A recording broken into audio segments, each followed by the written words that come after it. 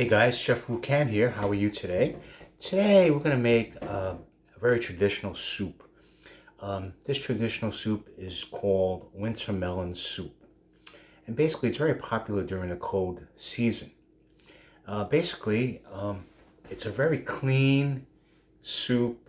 No cornstarch added to thicken the soup. It has a clean flavor, very mild flavor. And we're just going to enhance it with a little chicken broth powder in the mix, and then just add some fresh garlic and fresh ginger to the broth. And that's it. 1, 2, 3. So we're going to take out the meat from the winter melon, and here's just a piece of the winter melon. Okay? It doesn't have a very unique taste. It has a very mild taste, but it's very healthy. It's very good for you, and it's not commercialized like all the Asian American other soups out there. All right, so let me show you how we take the meat off of the skin and then chop it up and dice it. Then all we need is a regular pot. You could add chicken broth, college broth, or you can add a chicken broth powder. All right, we're going to use the chicken broth powder. All right, so let me just show you how we take out the meat from the skin. All right, well, here is the ginger first. Okay, so this is fresh ginger. Now, how do we release the flavor of the fresh ginger? We take a cleaver and we just smash it, right? Push it now and do a second piece, and we're just going to use 2 pieces, and then we'll basically chop it up, and then we'll set it aside. Okay? And then we'll do the same thing to the garlic, right? We'll take 1 or 2 cloves of garlic. Basically, press it, smack it, hold it together, and just chop it. Now, I'm telling you that in order for you not to cut yourself, we want you to make sure that you use a very sharp knife. Now here is the winter melon. So we have a couple seeds in it. You don't want the seeds. This comes already cut. You can get this at an Asian market close near you. And basically we'll just cut it along the skin line. We just want the white part. Okay. And we'll toss this.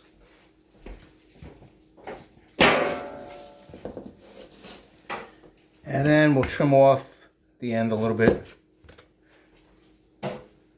And what we do is we'll dice it. So we'll cut it in long, slender strips. Okay? And then we'll cut it into pieces.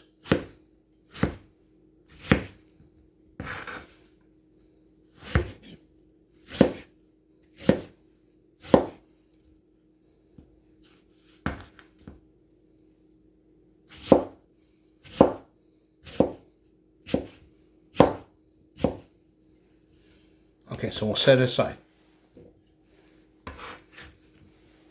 So basically, it's so easy, this dish.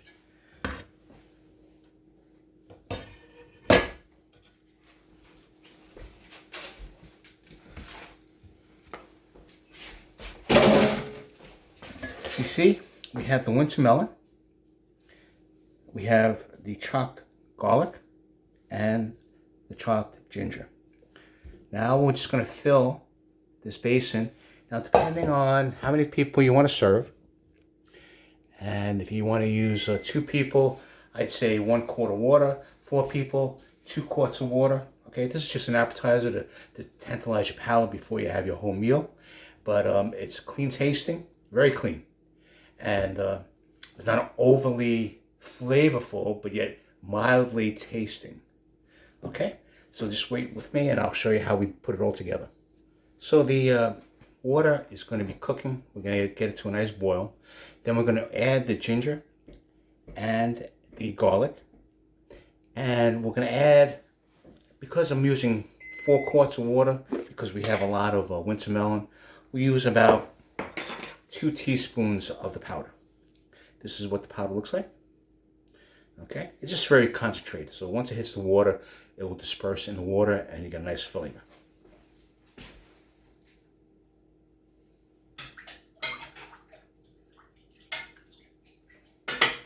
So we'll let that cook. And then once it's boiled, then we'll basically add the winter melon, and then we'll taste it, adjust it if we have to. If it's too strong for you, too much of a chocolate scent to it, we may add a little more water. If it's too light, we'll maybe add a little bit more chicken broth. So, I mean, my way of doing things is you really can't follow a recipe because everybody's taste is different. So you may want to add a little bit more for a stronger flavor. You may want to add a little bit more water to have a lighter flavor. That's really up to you.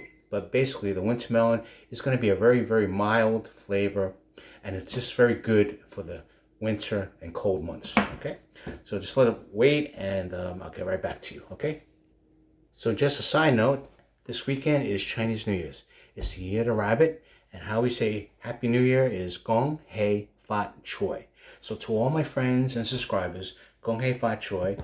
2023 will be a very good year, prosperous new year, filled with happiness, making lots of money, and things will get get better very quickly. Okay, so just bear with it.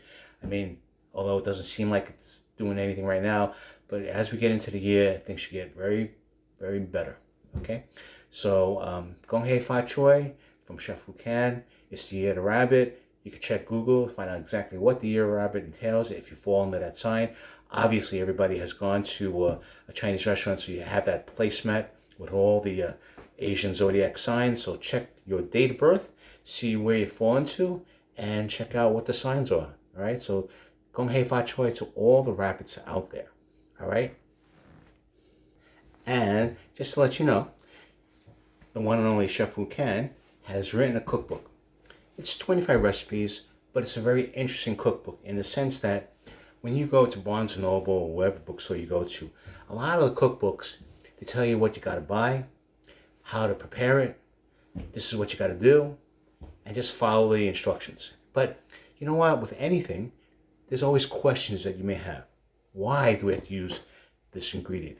Why is the preparation the way it is? What kind of flavor will it give? And can I substitute certain ingredients if I can't find it in my local store? And where can I buy the ingredients? I mean, a lot of times these chefs tell you to order these ingredients. You can't even get it at your regular local supermarket. So they want you to go to, they don't even tell you where to go to. So you had to search. So on the Chef Wu Can's new cookbook, it will give you websites, e-commerce sites, Asian e-commerce sites. If you're in the state of Maryland, I gave you a couple of stores that you can go to so you can actually see and feel the vegetables and actually smell it. And it will carry everything that you ever wanted in terms of Asian groceries. But in terms of the way I cook, I only use 4 or 5 basic sauces, and they're listed in the book. So at this stage right now, we're on the last proofreading of the book before we go to publishing. We have an ebook. It's on Amazon ebook, and that's being adjusted accordingly, as well as paperback, so you can actually see it and do it. So I answer the why of the cookbook, which a lot of companies don't, right? So mine is more down to earth. How I communicate the instructions, directions to you is more easily understood, so you don't feel intimidated. A lot of these chefs tend to use a lot of fancy words and fancy labels. And here's just one case. Maybe a recipe you see, it's interesting, looks interesting. You never did it before, you don't know how it tastes. But the ingredient says you have to order truffle. Well, truffle is a fungus. And it's a very aromatic fungus. And it's a very costly fungus. And as far as I know, very few stores have it because nobody can afford it. It's out of our range. I think Wegmans might have it, I'm not sure, but it's very costly. So to get a small piece, it costs you a lot of money. So you follow the recipe and you get a piece of truffle. And then you cook the dish and you add the truffle as required. And then basically you eat the meal. Would you really know the difference if truffle was added or not. I mean, would you really appreciate the flavor of the truffle? You really don't know, right? So you have nothing to compare to in the past, right? So then you say, well, maybe it'll be good for another dish. So you put it in the refrigerator and you let it sit in the refrigerator, hoping that you're going to prepare another dish using truffles. And what happens is that day never comes. So that truffle, that very expensive piece of truffle, you know, you might have to get rid of it. Maybe it got moldy or whatever. And so you wasted all that money to buy a nice piece of truffle. You only used it once, but you didn't really know how the flavor really affected the entire dish. So was it really worth it? So I'm trying to be more down to earth. Use stuff from the cupboard. Use stuff that you can order on e-commerce sites or at an Asian supermarket or Asian grocery stores in your neighborhood. All right. So basically, it's more on the level. And substitutes, hey, sometimes if I can't find something, I don't have it, I'll use a substitute. There's nothing wrong with it. It's not going to change the dish. It's just going to be a different ingredient that's included. And sometimes it's even better. So you may adjust that. So, it's just very, very easy. So I will let you know when the book is finished and the paperback is published on Amazon. And I think you'll really enjoy it. So hang in there. Let me know if you're interested in it. I'll let you know exactly what date it comes out and the cost, and support small business, please. Okay, thank you very much. Okay, so the chicken broth and the garlic and ginger have been cooking on medium to high heat. And then we added the diced wintermelon, and we waited until basically 50% of the wintermelon was translucent. In other words, you could see right through it. All right. And then you take a bite of the piece of wintermelon, and basically you determine how much bite you want to the wintermelon. Is there a certain bite that you should have? Well, basically, you want to bite it so that you don't have to really bite so hard to bite into the wintermelon. It should be able to be a clean bite. The broth is going to be chicken broth. That's depending on how strong you want it. I like it medium. I don't like it overly powerful, and I don't like it underly weak. All right. So basically, what we got here is the wintermelon. Now, if you can notice, you see the wintermelon is kind of clear, and that's how I like it. And the broth is just basically regular chicken broth, and it's perfect for me. And so I've got to add another condiment to it, and that's white pepper. White pepper is different than black pepper in the sense that black pepper is very strong, and it has a very, very strong aroma and bite. White pepper is just as strong, but the bite is not as strong. It's more of a mild, hot pepper. If you could think of it that way. If you could think of it like liquor, like you have Grey Goose vodka, then you have regular vodka. Grey Goose vodka is strong, but yet it's very smooth. Regular other kind of vodka, different brands, might be very hard and just as strong. So this is more the smooth white pepper. Okay? So we're going to taste it, and we'll see how it goes. And always taste before you serve. The broth is good. You're not going to get a powerful flavor, all right? You're going to get a nice, clean chicken flavor. And there's no additives, no preservatives, okay? It's not been pasteurized in a can. So it's very fresh. The wintermelon is just as fresh, right? And so this is a very natural, traditional soup, more for the winter and cold months. So if you want a good, clean taste, this is what you should get.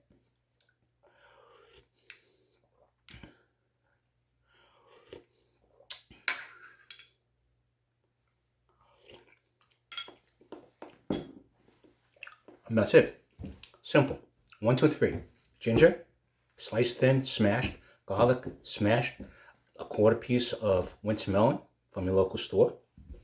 You could try on e-commerce. I can't promise you you'll get a nice slice, But if you go in person to an Asian grocery store, you'll be able to see the selection and what cut to buy. And regular chicken broth, maybe the chicken broth powder has a little bit more additives, but nothing compared to what you get in a can of soup, right? So combine it together, let the soup cook with the ginger and the garlic, so they get that flavor of the ginger and the garlic, which I got in the broth.